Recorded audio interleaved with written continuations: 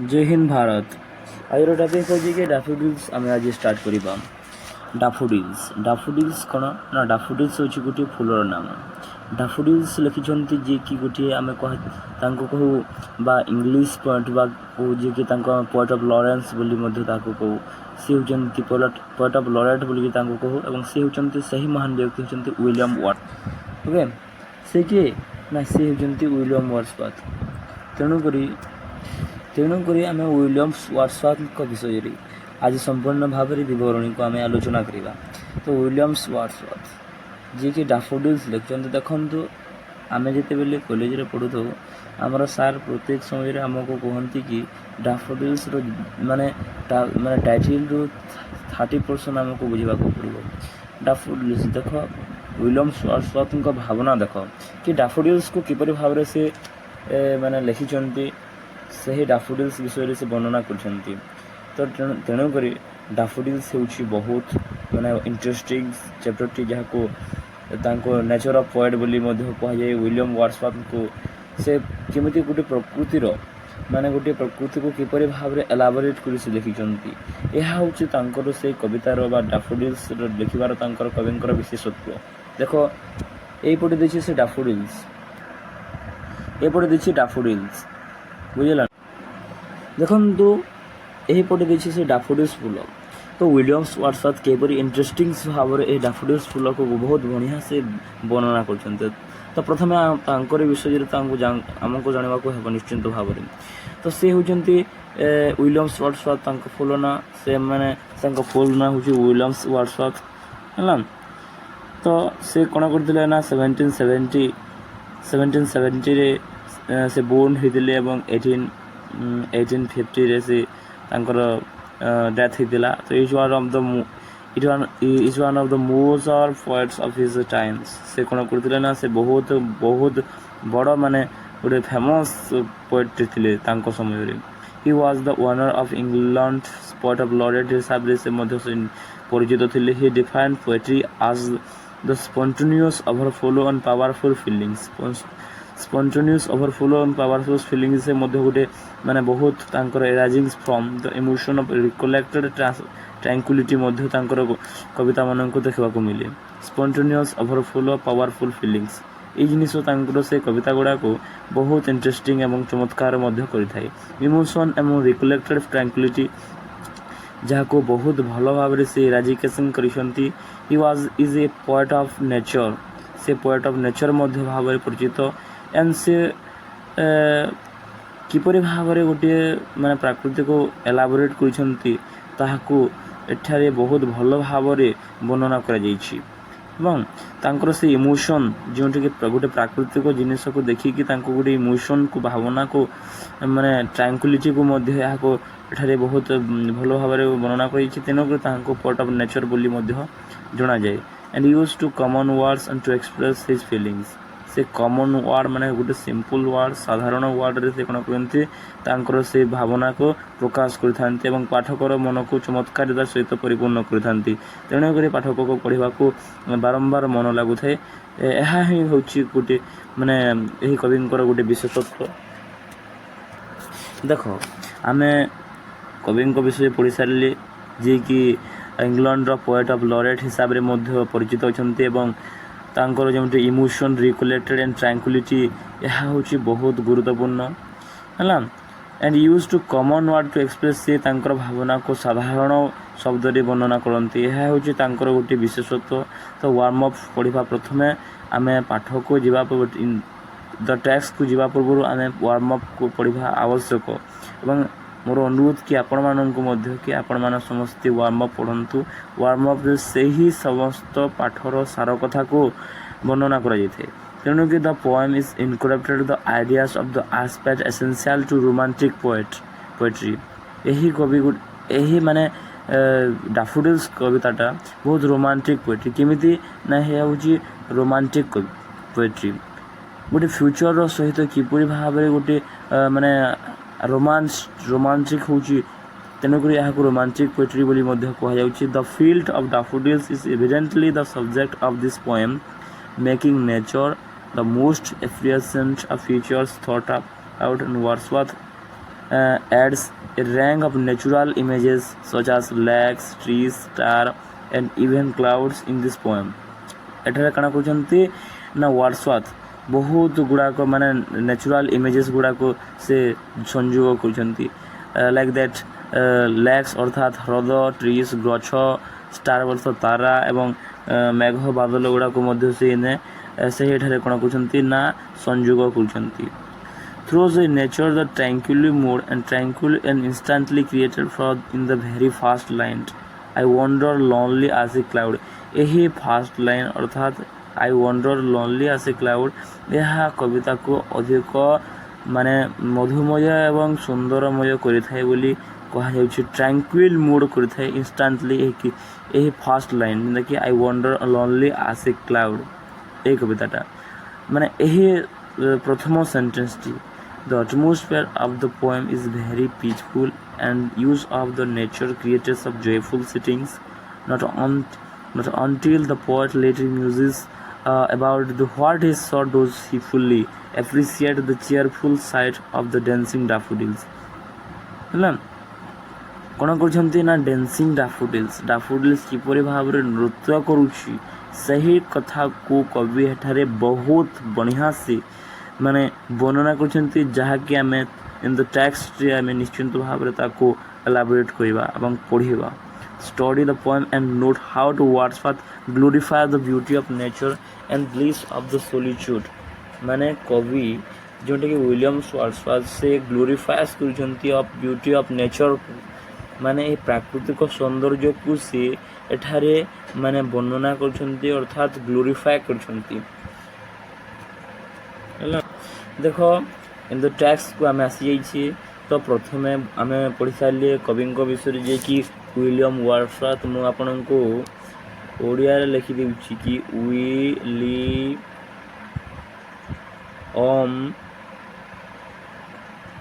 ଏହାକୁ ଧରିବାକୁ ମାନେ ଟିକେ ଆପଣଙ୍କୁ ହାର୍ଡ଼ ମଧ୍ୟ ଲାଗିପାରେ କିନ୍ତୁ ବାରମ୍ବାର ଚେଷ୍ଟା କରିବା ଦ୍ୱାରା ଏହି ନାମ ମଧ୍ୟ ଆପଣଙ୍କୁ ସହଜ ହୋଇଯିବ ଯେନ୍ତାକି ୱାର୍ଡସୱାର୍ଥ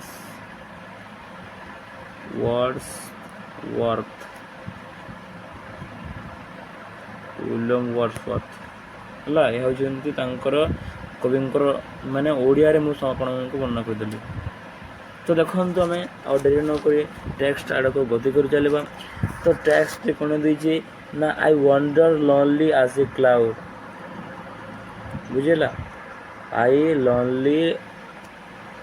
lonely wander as a cloud ଏହାର ହେଉଛି ପ୍ରଥମ ଧାଡ଼ି ହେଲା ହେଉଛି ପ୍ରଥମ ଧାଡ଼ି I lonely as a cloud that flows on heights over valleys and hills। okay when all at once I saw a crowd a host of golden daffodils beside the lake and beneath the trees fluttering and dancing in the breeze।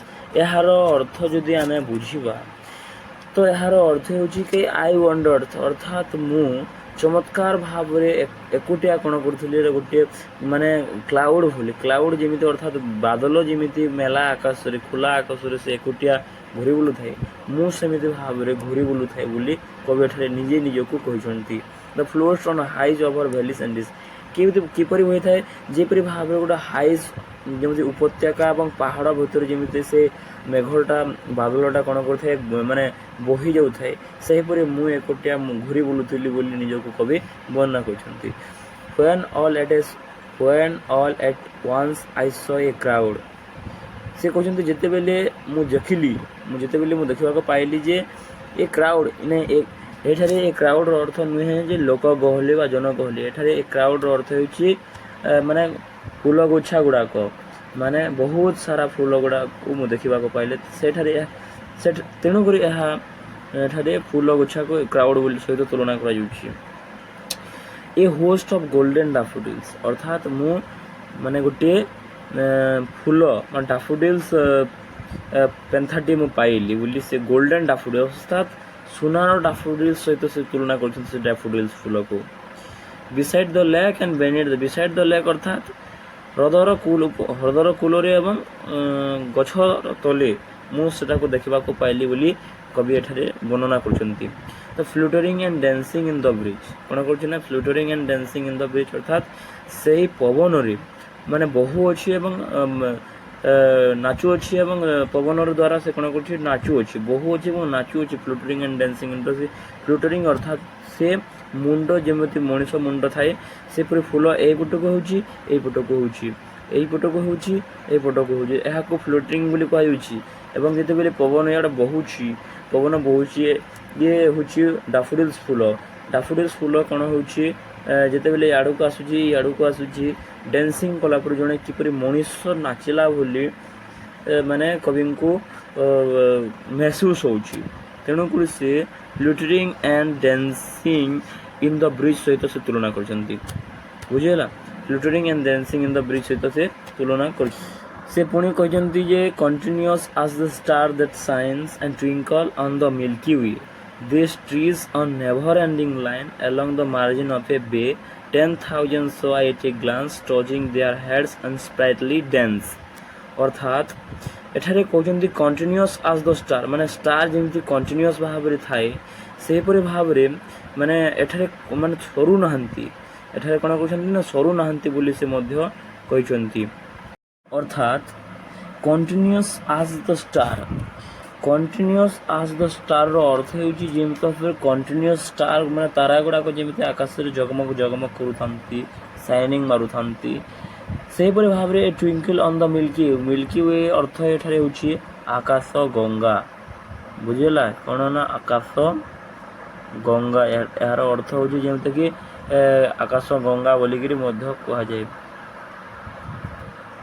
आकाश गंगा बोली कह जाए milky वे आकाश गंगा बोली कह जाए तो से twinkle on the milky way पर कौन करुना तारा गुड़ाक से जगमग झलमल करुच्छी they stretched in never ending line माने से डाफोडिल्स गुड़ाक एते परिमाण अच्छी से माने से डाफोडिल्स केते केउठारे अंत घटी ताहा जना पड़ूना नेवर एंडिंग लाइन अर्थात सरिबार ना नहीं माने सरिबार सीमा नहीं बोली कहते कवि तो along the margin of a bay margin अर्थात यह हूँ गोटे समुद्र तो पोखरी यह हूँ पोखरी से मार्जिन माने यह हूँ से मार्जिन पोखरीर ए मार्जिन रे समस्त फूल गुड़ाक अच्छी बोली कवि एठारे बहुत भल भाव कहते बुझेला से गोटे माने अनुभव अनुमान करी गोटे इमाजिन करी से कहते यह हूँ समस्त गुड़ाक मिछ कथा यह हूँ स्टोरी ना से भावुंट मिछ सहित से कहते माने बढ़े चुड़े जहाँ को कह जाए जहाँ को कह जाए कि कौन कह जाए ना कह जाए हाइपरबोल बोलिकी कह जाए हाइपरबोल बोलिकी कह जाए है माने बढ़े चुड़े कहवा hyperbole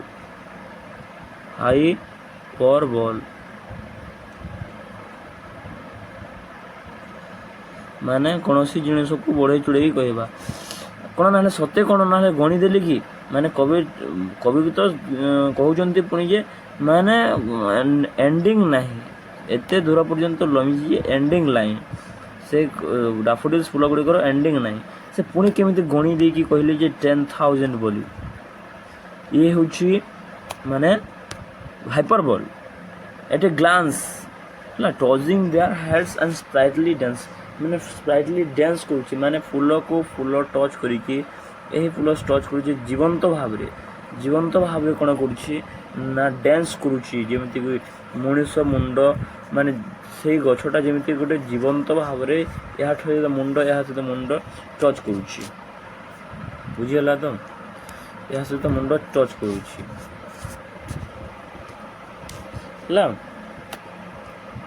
touching their heads and sprightly dance एतिकी पर्यंत आपने समस्त क्लियर थे बोली मोर आशा देखो the waves beside them dance waves अर्थात एठारे ढेउ beside the dams dance but they outdid the sparkling waves it glee a poet could not but be gay in such a jocund company A gaze and gaze but little thought. What will the so to me had brought? ଏହାର ଅର୍ଥ ହେଉଛି କି ଏଠାରେ କୁହାଯାଇଛି କି ଓ ମାନେ waves ନିକଟରେ ମାନେ ଡ୍ୟାନ୍ସ ଯେମିତିକି ମାନେ ୱେଭ୍ସର ଡ୍ୟାନ୍ସ ଡାଫୋଡିଲ୍ସର ଡ୍ୟାନ୍ସ ସହିତ ମାନେ କମ୍ପେୟାର କରାଯାଇଛି, ଯେଉଁଠିକି ସେହି ମଧ୍ୟରୁ ଡାଫୋଡିଲ୍ସର ଏବଂ ୱେଭ୍ସ ଡ୍ୟାନ୍ସ ମଧ୍ୟରୁ ଡାଫୋଡିଲ୍ସର ଡ୍ୟାନ୍ସକୁ ବହୁତ ଗୁରୁତ୍ୱପୂର୍ଣ୍ଣ ଦିଆଯାଇଛି। ଓକେ, ଆଉଡିଟ୍ ଅର୍ଥ ଅତିକ୍ରମ କଲେ ବା ଟପି ଗଲେ। ସ୍ପାର୍କଲିଂ ଅର୍ଥାତ୍ ହେଉଛି ଉଜ୍ଜଳ ଢେଉ ଗୁଡ଼ାକ। ଗ୍ଲି ଅର୍ଥାତ୍ ଆନନ୍ଦ, ମାନେ ଆନନ୍ଦରେ କ'ଣ କଲା ନା ଅତିକ୍ରମ କରିଗଲା, ଅର୍ଥାତ୍ ଉଜ୍ଜଳମୟ ଢେଉ ଗୁଡ଼ିକ ଆନନ୍ଦରେ ଅତିକ୍ରମ କରି ଉଠିଲା। ଏହାର ଅର୍ଥ ହେଉଛି ସେଇଟା। Outdid sparkling in glee. A poet could not but be gay. କ'ଣ କରେ ନା a poet could not but be gay ଅର୍ଥାତ୍ ହ୍ୟାପି, ଅର୍ଥାତ୍ କେବେ ମଧ୍ୟ ମାନେ ପୋଏଟ୍ ଖୁସି ହୋଇପାରୁଥିଲେ। In such a jocund company, ମାନେ ଡାଫୋଡିଲ୍ସର ଆନନ୍ଦମୟ ସେ ଖୁସିରେ ହେଲା, ଆନନ୍ଦମୟ ଉପସ୍ଥିତିରେ ଡାଫୋଡିଲ୍ସର ଆନନ୍ଦମୟ ଉପସ୍ଥିତିରେ ପୋଏଟ୍ କ'ଣ କରୁଥିଲେ ମାନେ ଖୁସି ହୋଇପାରୁନଥିଲେ। ଓକେ, গে ଅର୍ଥାତ୍ ଖୁସି, ହ୍ୟାପି କୁହାଯାଇପାରେ ଗେକୁ, ଏହାର ଅନ୍ୟ ନାମ ହ୍ୟାପି ମଧ୍ୟ। Okay, happy. ତ ଆଇ ଗେଜ୍ଡ ଆଣ୍ଡ ଗେଜ୍ଡ ଏହାର ଅର୍ଥ ହେଉଛି ଏକ ଲୟରେ, ମାନେ ଧ୍ୟାନ, କାନ, ମନ, ପଞ୍ଚେନ୍ଦ୍ରିୟକୁ ଯୋଗ କରି ଯେଉଁଟାକୁ ଆମେ ଦେଖିଥାଉ ତାହାକୁ ଏକ ଲୟରେ ଚାହିଁ ରଖିବା। ଆଇ ଗେଜ୍ ଆଣ୍ଡ ଗେଜ୍ର ଅର୍ଥ ହେଉଛି ଏକ ଲୟରେ ଚାହିଁ ରହିବା। ବଟ୍ ଲିଟିଲ୍ ଥଟ୍ ହେଲା, ମୁଁ ଚାହିଁ ରହିଥାଏ, ଡାଫୋଡିଲ୍ସକୁ ଚାହିଁ ରହିଥାଏ, ବାକି ଗୋଟିଏ ସର୍ତ୍ତ ଅନୁସାରେ ବା ଗୋଟେ ଲିଟିଲ୍ ଥଟ୍ ମୋର ଥାଏ ବୋଲିକିରି ସେ ମଧ୍ୟ କହୁଛି। ଯେତେବେଳେ ଦେଖୁଛନ୍ତି କି ସେହି ମାନେ ଏକ ଲୟରେ ସେହି ଡାଫୋଡିଲ୍ସକୁ ଚାହିଁ ରହିଛନ୍ତି, ତ ସେ ପୁଣି ଭାବୁଛନ୍ତି ଆରେ ମୋର କାମ ଧନ୍ଦା ଛାଡ଼ିକି ମୁଁ କ'ଣ ଏହାକୁ ଦେଖୁଛି, ଇଏ କ'ଣ ମୋତେ ସମ୍ପତ୍ତି ଦେବ କି, ମାନେ what wealth the show to me had brought, ମୋତେ କ'ଣ ସେ ସମ୍ପତ୍ତି ଦେବ କି, ଏଠି ମୋର କ'ଣ ଲାଭ। ତାଙ୍କର ସେନ୍ସ ପଳେଇ ଆସିଛି ଏବଂ ସେ କହୁଛନ୍ତି ମୁଁ କ'ଣ ମୋ କାମଧନ୍ଦା ଛାଡ଼ିକି ଏଇ ଡାଫୋଡିଲ୍ସକୁ ମାନେ ପଞ୍ଚେନ୍ଦ୍ରିୟ ଏକ ଲୟରେ ଆଇ ଗେଜ୍ ଆଣ୍ଡ ଗେଜ୍ଡ ପରି ମୁଁ ଦେଖୁଛି, ମୋର କାମଧନ୍ଦା ନଥିଲା ପରି ମୁଁ ଏହାକୁ ଚାହିଁ ରହିଛି ବୋଲି ପୁଣି ସେ ନିଜକୁ କହିଛନ୍ତି। ତ ଏହାର ଅର୍ଥ ହେଉଛି ଏହା। ଯଦି ମୁଁ ଏହାକୁ ଆହୁରି ବିସ୍ତୃତ ଭାବରେ ବର୍ଣ୍ଣନା କରିବାକୁ ଚାହିଁବି, ଏଠାରେ ସ୍ପିକର କହୁଛନ୍ତି ଯେ waves of the bay are also moving and dancing, ଅର୍ଥାତ୍ ମାନେ ଯେଉଁ ଡାଫୋଡିଲ୍ସ ଏବଂ ୱେଭ୍ସର ମାନେ ଡ୍ୟାନ୍ସ ହେଉଛି, ସେ ଡ୍ୟାନ୍ସ ମଧ୍ୟରୁ ମୋର୍ ଜୟଫୁଲ୍ ଆଣ୍ଡ ଲିଭଲି ହେଉଛି ଡାଫୋଡିଲ୍ସ। ଏହାକୁ ପ୍ରଥମ ଲାଇନ୍ରେ ସେ ମାନେ ବୁଝାଇବାକୁ ଚେଷ୍ଟା କରୁଛନ୍ତି ଏବଂ ସେ ଦ୍ୱିତୀୟ ଲାଇନ୍ରେ କହିବାକୁ ଚେଷ୍ଟା କରିଛନ୍ତି outdid and sparkling waves in glee. ଏହାର ଅର୍ଥ ହେଉଛି daffodils surpass the waves in their happiness and exuberance, ଅର୍ଥାତ୍ ସେ ଯେନ୍ ଡାଫୋଡିଲ୍ସ ଯେଉଁ ଭାବରେ ଖୁସିରେ ଅତିକ୍ରମ କରି ଚାଲିଥିଲା ସେଟା ହେଉଛି ମାନେ ବହୁତ ଆନନ୍ଦମୟ ଖୁସି। ସ୍ପାର୍କଲିଂ ଅର୍ଥାତ୍ କ'ଣ ପଡ଼ୁଥିଲା, ସ୍ପାର୍କଲିଂ ଅର୍ଥାତ୍ ସେ ଉଜ୍ଜଳ ହିଁ ଉଠୁଥିଲା। ଏହା ହେଉଛି ଏହାର ବିସ୍ତୃତ। ଯଦି ମୁଁ କହିବାକୁ ଚାହିଁବି in such a jocund company, ଏହାର ମେନ୍ ଥିଙ୍କିଂ ହେଉଛି the poet sense the speaker sense feel a sense of belonging and joyful among them, ଅର୍ଥାତ୍ ସେ ମାନେ ବହୁତ ଖୁସି ହେଇକି ସେଟାକୁ ଦେଖୁଛନ୍ତି ଏବଂ ମାନେ ଆନନ୍ଦମୟକୁ ସେ ଯେଉଁ ଦେଖୁଛନ୍ତି ଏକ ଲୟରେ, ଏହା ହେଉଛି ତାଙ୍କର ଗୋଟିଏ କବିଙ୍କର ସେନ୍ସ ବୋଲି ମଧ୍ୟ କୁହାଯାଉଅଛି। ସେ ଯେଉଁ ଆଇ ଗେଜ୍ ଆଣ୍ଡ ଗେଜ୍ ଅର୍ଥାତ୍ ଏକ ଲୟରେ ଯେଉଁ ସେ ଡାଫୋଡିଲ୍ସକୁ ଚାହିଁ ରହିଛନ୍ତି, ସେ ଡାଫୋଡିଲ୍ସ ଦ୍ୱାରା ଇନ୍ସପାଇରେସନ୍ ହୋଇପଡ଼ିଛନ୍ତି। ଏହା ହେଉଛି ମାନେ ଆଇ ଗେଜ୍ ଆଣ୍ଡ ଗେଜ୍ର ଅର୍ଥ। ତ ରହିଲା last, for often when on my couch I lie in even or a pensive mood. ଏଠାରେ ଯୋଡ଼େ ମାନେ ଦୁଇଟି ମୁଡ଼୍ର ବିଷୟରେ କହିଛି, ଭେକେଣ୍ଟ ମୁଡ୍ ଏବଂ ପେନ୍ସିଭ୍ ମୁଡ୍। ଭେକେଣ୍ଟ ମୁଡ୍ ଏବଂ କ'ଣ କହିଛି ନା ପେନ୍ସିଭ୍ ମୁଡ୍ ବିଷୟରେ କୁହାଯାଇଛି। ଭେକେଣ୍ଟ ମୁଡ୍ ଏବଂ pensive mood they flash upon the inward eye. Inward ଆର ଅର୍ଥ ହେଉଛି ଅନ୍ତର୍ଦୃଷ୍ଟି, ଇନୱାର୍ଡ ଆର ଅନ୍ତର୍ଦୃଷ୍ଟି। ଓକେ, ଅନ୍ତର୍ଦୃଷ୍ଟି ହେଉଛି ଇନୱାର୍ଡ଼, ଏହାର ଅର୍ଥ ତେଣୁକରି which is the bliss of solitude and them my heart with pleasure fills and dances with a daffodils. ଅର୍ଥାତ୍ ହେଉଛି କି ମାନେ ବୁଝିବାକୁ ହେବ ଆମକୁ ଏଠାରେ ଦୁଇଟି ମୁଡ୍ ବିଷୟରେ କହିଛି। ଭେକାଣ୍ଟ ମୁଡ୍ ଅର୍ଥାତ୍ ଫାଙ୍କା ମନରେ ଏବଂ ପେନ୍ସିଭ୍ ମୁଡ୍ ଅର୍ଥାତ୍ ମାନେ ଚିନ୍ତା ବହୁତ ଫୁଲ୍ ଚିନ୍ତା ମନରେ ଏହାକୁ କୁହାଯାଇଛି। ଓକେ, ତ କବି ଏଠାରେ କହିବା ଯେତେବେଳେ କବି କ'ଣ କହିଛନ୍ତି ଶୋଇବାକୁ ଯାଉଛନ୍ତି, ମାନେ ଶୋଇ ଯାଉଥିବା ବେଳେ ତାଙ୍କ ମନ କ'ଣ ଅଛି ସାଂସାରିକ ଜଞ୍ଜାଳ ବିଚଳିତ ହୋଇଉଠି ମନ ହୁଏ ଭାରାକ୍ରାନ୍ତ ହୁଅନ୍ତି, ନିଦ ତୁଟିଯାଏ। ସେତିକି ବେଳେ କବିଙ୍କର ମନରେ କ'ଣ ପଡ଼େ ନା ସେତିକି ବେଳେ କବିଙ୍କ ମନରେ ପଡ଼େ କି ଭେକାଣ୍ଟ ମୁଡ୍ ଏବଂ ସେ ପେନ୍ସିଭ୍ ମୁଡ୍। ଭେକାଣ୍ଟ ମୁଡ୍ ଅର୍ଥାତ୍ ଚିନ୍ତା ଶୂନ୍ୟ ମନରେ ବି ମଡ଼େ ଏବଂ ଚିନ୍ତା ଫଳ ମଲ୍ଲିକ। ତେଣୁକରି ସେ କହିଛନ୍ତି ସେତିକି ବେଳେ କବିଙ୍କ ମାନସ ଚକ୍ଷୁ ବା ଅନ୍ତର୍ଚକ୍ଷୁ ମନ ଝରକା ଖୋଲି ପଶି ଆସେ ଡାଫୋଡିଲ୍ସର ନାଚୁଥିବାର ସେ ଚିତ୍ର ବା ଏହା ତାଙ୍କୁ ଦୁଃଖ ଶୋକକୁ ତୁଲାଇ ଦିଏ ଏବଂ ମନକୁ ପ୍ରଫୁଲ୍ଲିତ କରିଦିଏ। ତାଙ୍କ ମନ ଶାନ୍ତି ପାଏ, ଡାଫୋଡିଲ୍ସର ନାଚ ସହିତ ତାଳ ଦେଇ ତାଙ୍କ ମନ ନାଚି ଉଠେ ବୋଲି କବି ଏହାକୁ ବର୍ଣ୍ଣନା କରିବାକୁ ଚାହିଁଛନ୍ତି। ତ ଆମେ ସରି ଦେଇଛୁ ଡାଫୋଡିଲ୍ସର ମାନେ ଟପିକ୍ଟୁ। ପୁଣି ମୁଁ ୱାନ୍ ସଟ୍ ଆଣିବି ଏବଂ ବହୁତ ଭଲ ଭାବରେ ଆପଣଙ୍କୁ ବୁଝାଇବି। ଭାରତୀୟ ଏକତା ଜିନ୍ଦାବାଦ।